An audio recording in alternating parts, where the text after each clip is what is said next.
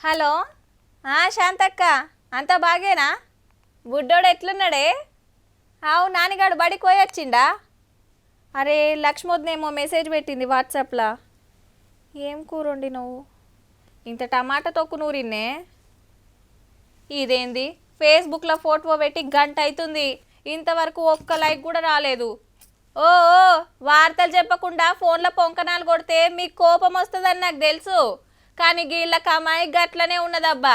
గా ముచ్చటకు ముంగట గీ ముచ్చట. సారు నిద్రపోతలేడు, కండ్లు మూసుకొని డ్యూటీ చేస్తుండు గంతే. దొంగలను లంగలను ఎట్లా పట్టేయాలని బగ్గా ఆలోచన చేస్తున్నట్టుండుల్లా. ఇంతకు ఏడంటే సూర్యాపేట జిల్లా అర్వపల్లి పోలీస్ స్టేషన్ లా ఎస్ఐ సైదుల్ సారు గీళ్ళ బిడ్డను ఒకడు సతాయిస్తుండని కంప్లైంట్ ఇస్తానికి పోతే ఉల్టా దమ్కి ఇచ్చిండట. గింత సిన్సియర్ గా డ్యూటీ చేస్తుంటే డిస్టర్బ్ చేసినందుకు కోపం వచ్చిందో ఏమో మరి. ఈడ పట్టించుకుంటలేరని సీదా ఎస్పీ సార్కే ఫిర్యాదు చేసిండిగా.